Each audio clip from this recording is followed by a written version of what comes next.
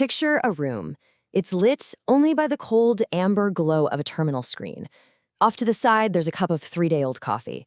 It's a lonely, entirely isolated reality. But here's the thing. From this quiet, completely unassuming space, unseen actors wield truly terrifying real-world power. Welcome to our latest explainer. Today, we're cracking open a collection of digital forensics files that reveal the clinical, intense reality of modern cyber intrusions. We're calling this phenomenon the Silicon Shroud. So let's just dive right in and unpack exactly what that means and how this invisible curtain protects the perpetrators while utterly devastating the victims. Here is the dossier of case files we'll be investigating today.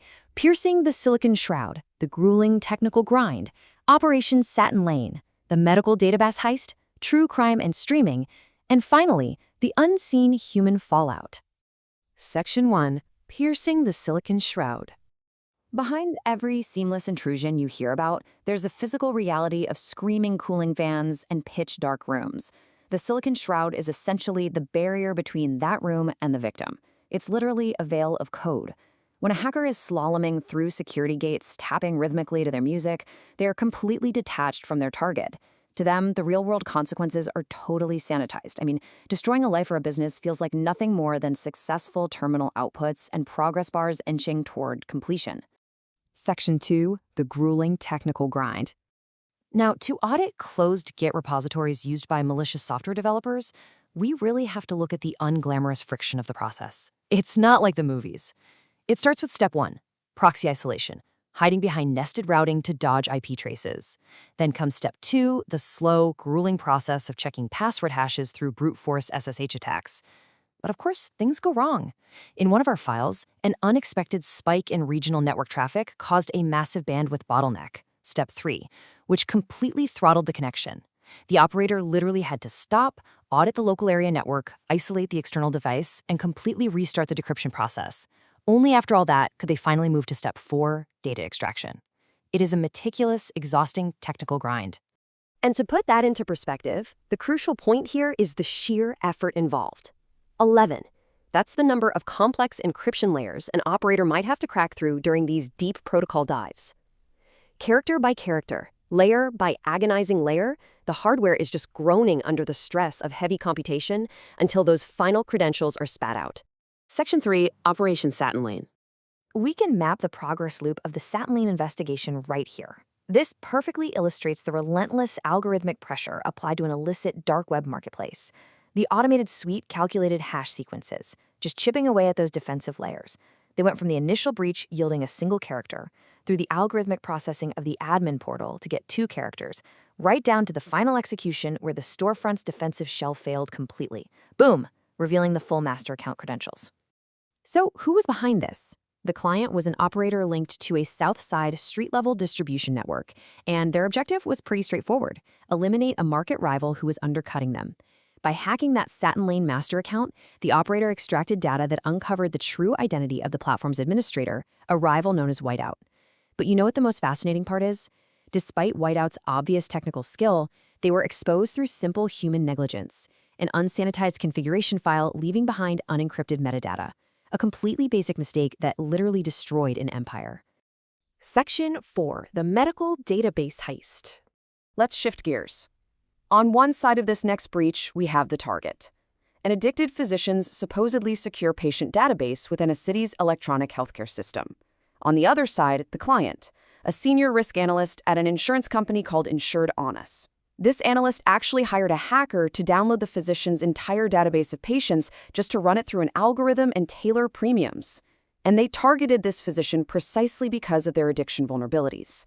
Oh, and to avoid a trace, this corporate analyst paid the hacker via an untraceable foreign bank account. Pure corporate greed. I really want you to hear this instruction sent from the corporate client to the hacker. Some might say that rash on your ass and those lumps on your neck are none of our business, but they literally are. Wow. It is a chilling, calculated display. The Silicon Shroud allows this analyst to view gross ethical violations and psychological cruelty as, well, nothing more than a data acquisition strategy. Section 5. True crime and streaming. Now we're moving into the realm of domestic espionage. This timeline traces the escalating paranoia of an ex-husband. He hired a hacker to breach his ex-wife's home router. Once inside, the hacker blocked all her devices on the network. But they didn't stop there. Employing predatory algorithms, the hackers slalomed through security gates to crack her 12-character streaming service password, which, by the way, turned out to be the word Sergeant. And this granted them full access to her viewing history. But before we even get to what was on that viewing history, let's look at the sheer pettiness of the client. He made a secondary request. Using the breached router, the hacker hijacked the ex-wife's smart fridge, jacking the temperature up to a balmy 50 degrees Fahrenheit. The goal? Literally just to make all her groceries rot, specifically because she wasn't great with tech and would be forced to call her ex-husband over for tech support. It's a terrifying level of invisible, completely invasive domestic control.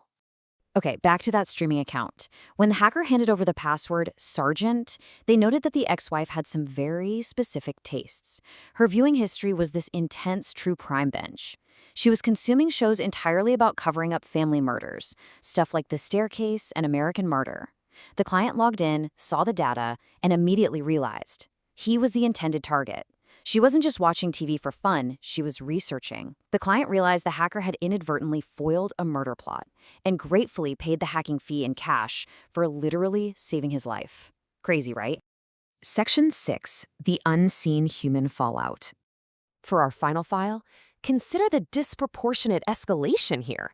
It begins with a disgusting, purely virtual annoyance, an online pest relentlessly commenting looking good, hot lips under a client's photos, even on a picture of his deceased grandmother.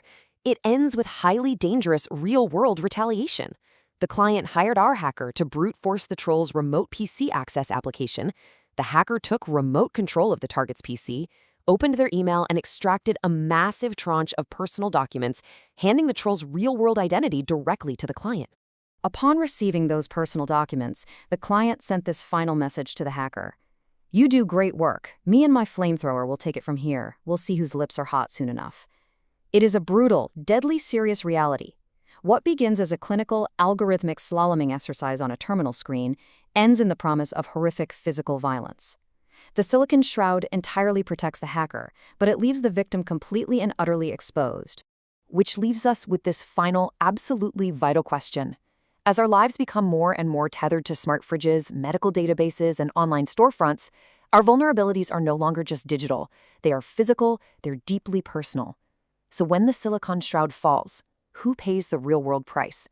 I want you to think about your own digital footprint today. Thank you so much for joining me for this explainer. Stay safe and stay curious.